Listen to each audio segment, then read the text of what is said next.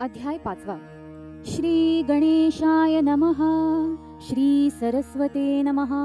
श्री गुरुभ्यो नमः.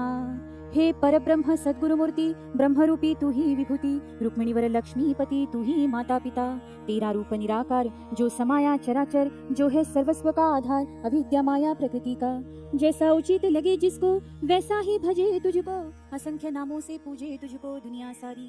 शैव तुझे शिव कहते, वेदांती ब्रह्म कहते, रामानंद सीतापति भजते, वैष्णवों का विष्णु तू। हे गुरुदेव श्रीधर, हे दया के सागर, इस दास के हरिहर कृपा करे मुझ पर। मुझे बालक अज्ञान मानना, तेरे चरणों का सेवक जानना, ना करना मेरी अवहेलना हे सद्गुरु। नरेंद्र दास मैं पतित, क्यों देखते हो मेरा अन, ग्रंथ रचने लीला अमृत मुझे शक्ति दो। श्रोताओं सुनिए ध्यान देकर, शिव पुराण की कथा सुंदर। दक्ष प्रजापति राजा होकर गए प्राचीन काल में, दक्ष थे सभी देवों के राजा, सकल देवगणों के चर्चे इनके नाम के संपूर्ण देवलोक में। भृगु ऋषि के अधिपत्य में यज्ञ आयोजित किया तीर्थ क्षेत्र में, उपस्थित सभी देव इस यज्ञ में प्रयाग क्षेत्र, ब्रह्मा विष्णु और महेश तीनों उपस्थित प्रत्यक्ष गहमागह में इसी उपलक्ष्य यज्ञ करताओं की। इतने में करे प्रजापति राजन यज्ञ स्थल पर आगमन, खड़े होकर अभिवादन किया सभी देवों ने। देव खड़े थे अभिवादन को, केवल शिव जी ने नहीं छोड़ा आसन को, महसूस किया अपमान को प्रजापति दक्ष ने। प्रजापति बोले क्रोध से, निकलो तुरंत इस यज्ञ से, बहिष्कृत करता हूँ चारों वर्ण से तुम्हें महादेव। शंकर बैठे रहे शांत होकर, विचलित न हुए निंदा सुनकर, नंदी ने आपे से बाहर होकर दूषण दिए दक्ष को। दक्ष ने कहा नंदी को, तुझे और तेरे रुद्रगण को बहिष्कृत करता हूँ सभी को, तुरंत जाओ यहाँ से। तुम मद्यपी पाखंडी होगे, अस्थियों के आभूषण पहनोगे, अमंगल वस्तुओं का भक्षण करोगे, शाप दिया दक्ष ने। भृगु या अन्य विप्रों ने या यज्ञ में आए देव ने न रोका ऐसा अभद्र कहने से राजा दक्ष को। नंदी न रोक सका क्रोध को, ब्राह्मण तत्व का गर्व आपको, वेदवेत्ता होकर भी गर्व को ना त्याग सके आप। यह विद्या तुम भूलोगे, कुछ ब्रह्म राक्षस बनोगे, अभक्ष्य वस्तुओं का सेवन करोगे पागलों समान। दक्ष प्रजापति का घमंडी सर अपने धड़ से अलग होकर अपमानित मृत्यु को पाकर गिरेगा यज्ञ कुंड में। नम्रता का परिचय शिव ने दिया, नंदी को शांत किया, तुमने अनावश्यक शाप दिया ब्रह्मवृंद को, वेदों को अथवा मुझको, कोई भी दे शाप हमको, फलित नहीं होता तुमको, यह पता है ना। ऐसा कह शिव जी ने किया प्रस्थान, पश्चात देव ब्राह्मण ऋषिगण क्रोध में समाप्त कर हवन प्रयाग से निकले। कुछ काल बीतने पर पुनः यज्ञ आयोजित कर सभी देवों को आमंत्रित कर बुलाया दक्ष ने। ऋषि गंधर्व यक्ष किन्नर भूलोक के विप्रवर आग्रही निमंत्रण पाकर प्रयाग क्षेत्र पधारे। ना बुलाया महादेव को, यह नहीं जचा दधि ऋषि को, आग्रह किया दक्ष को अभी भी निमंत्रित करे, दक्ष ने नकार दिया। शिव पर अर्वाच्य भाष्य किया, घटना ने ऋषि को दुखी किया, दधीची गए यज्ञ मंडप त्याग कर। जैसे दिया गया निमंत्रण वैसे होने लगा आगमन, सभी करने लगे प्रस्थान प्रयाग क्षेत्र की ओर। चंद्र संग रोहिणी चले, देवियों के संग देवता चले, प्रयाग को सभी निकले देखा सखी विजया ने। विजया पूछे सती को, निमंत्रण नहीं मिला तुमको, या आमंत्रित नहीं किया शिव को आपके पिता दक्ष ने। सती कहे सखी से, निमंत्रण न मिले कैसे, बिसरे होंगे व्यस्तता से निमंत्रित करना, जाना चाहिए मुझे यहाँ से, परिवार के सदस्य नहीं रुकते ऐसे, जाकर पूछूंगी पिता से निमंत्रण कैसे भूले। सती विनती करे शिव चरणों में, कहे जाना होगा हमें शामिल होने पिता के यज्ञ में, चलिए तुरंत। महादेव कहे सती से, निमंत्रण मिला नहीं उनसे, बिना निमंत्रण जाना यहाँ से उचित न होगा, तुम्हारे पिता ने किया था अपमान, ऐसे ही यज्ञ में महान हम होंगे अनामंत्रित मेहमान, पुनः विपरीत न घटे, व्यर्थ आग्रह ठीक नहीं, तुम्हारा जाना भी उचित नहीं, इस पर विचार करो तो सही तब समझोगी। सती सोचे अपने मन, पूछूंगी पिता से प्रश्न, क्यों नहीं दिया निमंत्रण मेरे प्राणनाथ को। सती की इच्छा थी मन से, शिवजी ने जाना अंतर्ज्ञान से, जाने की अनुमति दी उसे, कहा रहने सावधान। सती पहुंची यज्ञ स्थल को, वहाँ कोई पूछे ना उसको, सिवाय माता कोई ना मिला उसको, बहन भाई या पिता।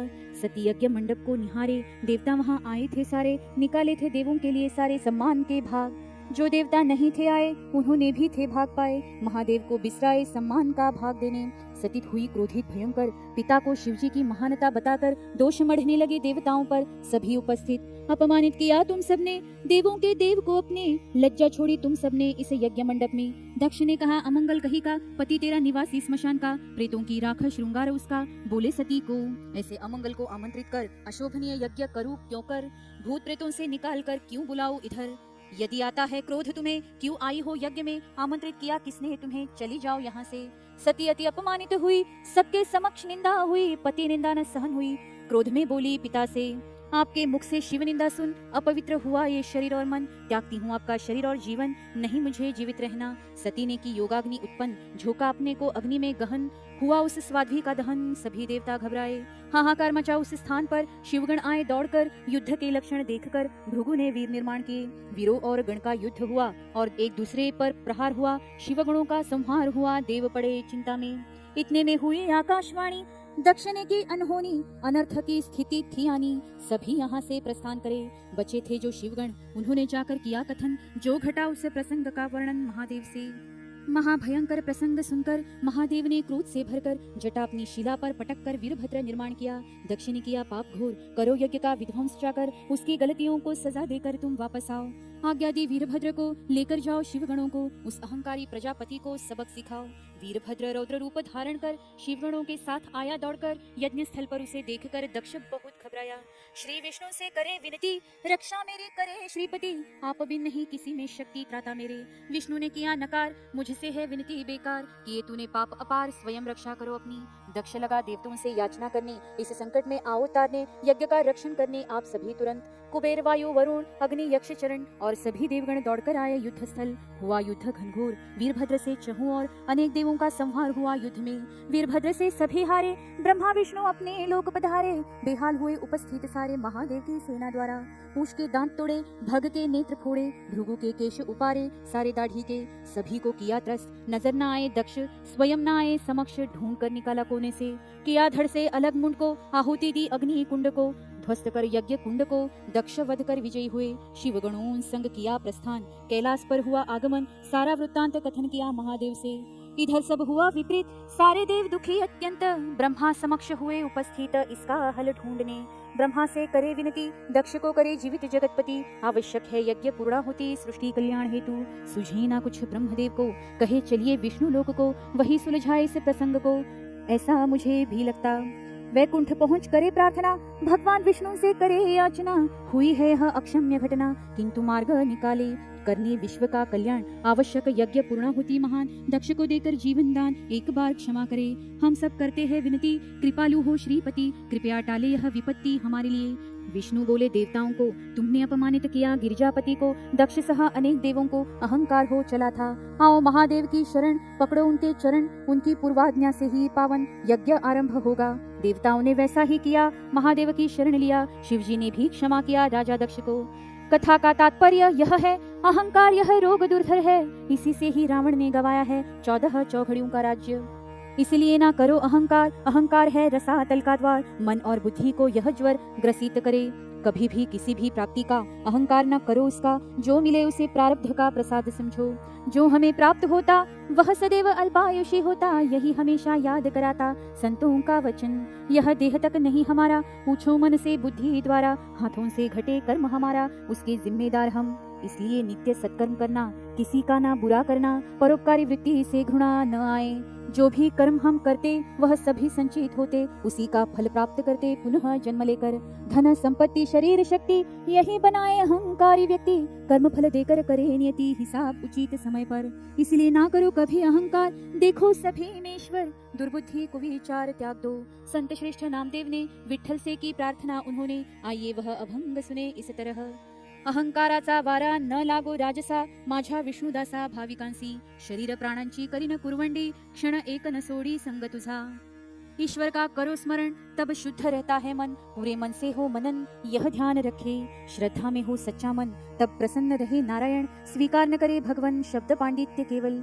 कथा गोपाल बालक की, पावन शिव पुराण की। श्रद्धा अनमोल उसकी, कैसा हुआ अजरामर। राजा अवंती नगरी का, चंद्रसेन नाम उसका। स्वभाव से भक्ति का छंद उसे, करता नित्य नियम से। पूजन महादेव का मन से, शिवजी की कृपा पावन से। राज्य उत्तम उसका था, शिवजी का मंदिर घने वन के अंदर था। छोटा पर अति सुंदर, महाकालेश्वर का। पूजा करने हर दिन जाता, साथ सैनियों को भी लाता। हीरे जवाहरात संग लाता, पूजा सामग्री के।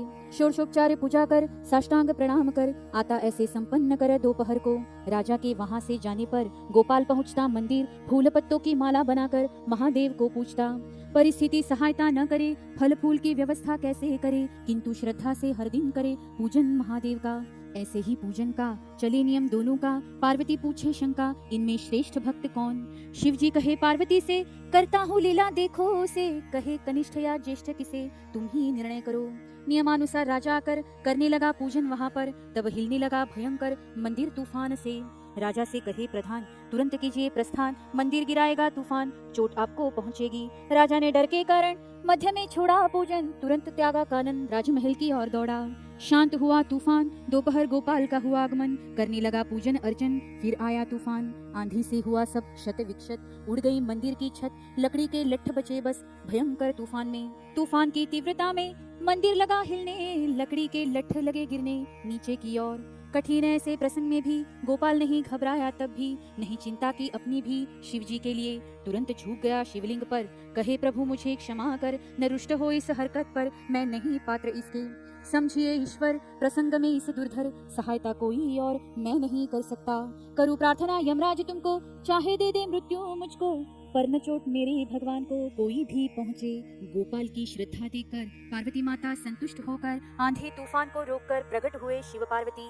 माता ने कहा बालक से, श्रेष्ठ है तेरी श्रद्धा सबसे। जीती तूने कृपा हमसे, तू है धन्य धन्य। शिव पार्वती को प्रत्यक्ष देखकर बालक ने श्रद्धा पूर्वक प्रणाम कर उसने पाया वर, त्रिभुवन में नाम उज्जवल होने का। श्रद्धा की महिमा अपार, श्रद्धा से जीत सकते हैं ईश्वर। राजा रंक या गरीब अमीर, ईश्वर के लिए एक समान। न चाहिए पूजा षोडशोपचार, नहीं व्रत उपवास का भार। पोथी पुराण न भजन का शोर, नहीं चाहिए ईश्वर को। वह तो है भाव का भूखा, न गरीब न अमीर उसका। जैसी श्रद्धा फल उसका, वैसा ही वो देता। करने को ईश्वर प्राप्त सिद्ध पुरुष करते तप। अनेक तरह के करे मन्नत प्रापंचिक व्यक्ति। कर कठोर साधना सभी, शरीर अपना घिस कर भी। न पा सके कोई भी ईश्वर को। कैसे भी प्रयत्न कर लो, कितनी भी उठा पटक कर लो, यह सब व्यर्थ है जान लो। ईश्वर प्राप्त करने हेतु सिर्फ एक श्रद्धा बिना व्यर्थ है सब करना। सद्भाव से प्रेम करना और पाना ईश्वर को। नरेंद्र दास रचित यह लीलामृत ग्रंथ, भक्तों को दिखाए श्रद्धा पथ। यही विनती गजानन। इति पंचमोध्याय समाप्त। जगतगुरु नरेंद्राचार्य महाराज की जय। सद्गुरु काड़ सिद्धेश्वर महाराज की जय। संत शिरोमणि गजानन महाराज की जय। आद्य जगतगुरु रामानंदाचार्य महाराज की जय। सियावर रामचंद्र की जय। परम पूज्य कानिफनाथ महाराज की जय।